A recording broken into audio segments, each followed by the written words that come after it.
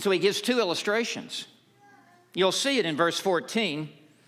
Illustration number one, he says, a city set on a hill cannot be hidden. In ancient times, whenever they would build a city, they would find the highest place and build the city on the high place because it made it very defensible for invading armies who would have to go uphill to try to attack them. It's a superior place. And there is also a beauty about building ancient temples on the highest hills, because when it lights its torches, the city can be seen for miles and miles and miles away, and there is a glory about it. And so Jesus acknowledges that here, and he says, a city set on a hill cannot be hidden. It's on the high place. It's strategically placed where it cannot be obscured or bifurcated, or it can't be hidden. He says in verse 15, now the second illustration, nor does anyone light a lamp and put it under a basket. That makes no sense. That makes zero sense. No one would light a lamp and then go hide it so that no one could see it, so that it could have no function or service. And yet, that's what some Christians do. They're like Secret Service disciples. They wear camo. They hide. And do not let their light shine. Makes no sense. They want to hole up in a cave with other believers and just have fellowship, hiding. Jesus said it makes no sense. So he says, but on a lampstand, in verse 15, but on a lampstand. In other words, a lamp is not to be hidden in a closet. A lamp is to be put in the premier location. A lamp is to be put on a lampstand, and it is to project its light into the entire house or into the entire temple or marketplace. And so here is what the disciples are. This is what you are. This is what I am. We are the light of the world. And so he concludes this in verse 16. We're supposed to let our light shine. We're supposed to be the influencers in Canada. We're supposed to be the impact people who make a real difference in what counts.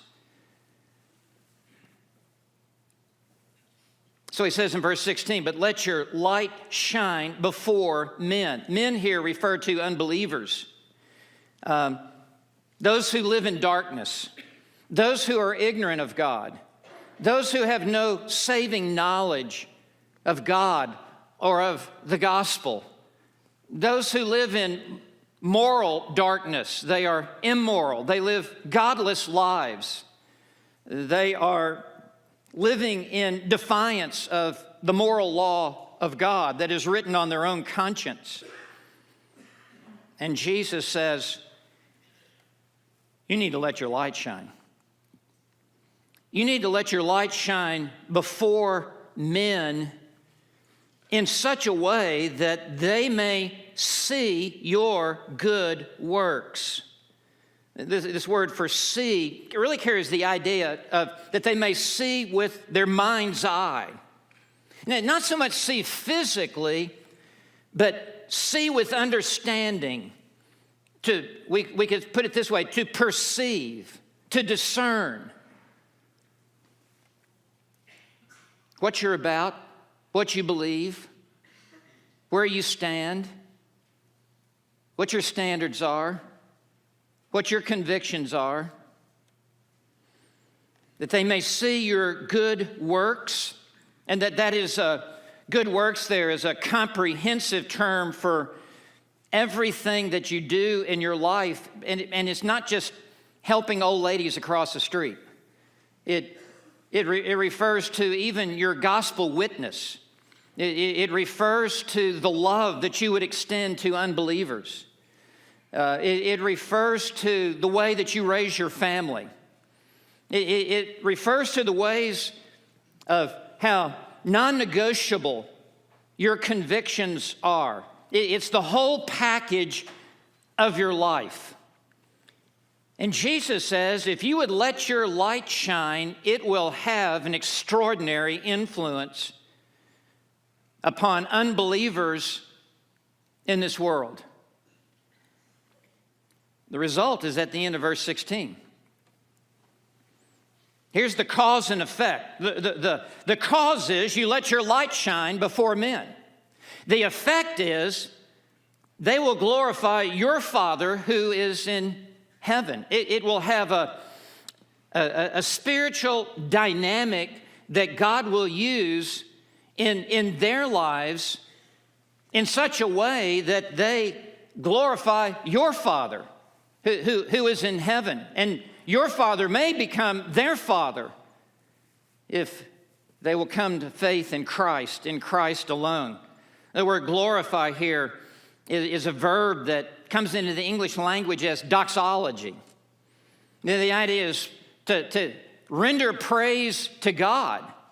Well, today, it's the very opposite, as the world is cursing God. And yes, because of total depravity they do, but also because the salt has become tasteless and must be restored to its pungency and to its penetrating influence and effect upon a godless world.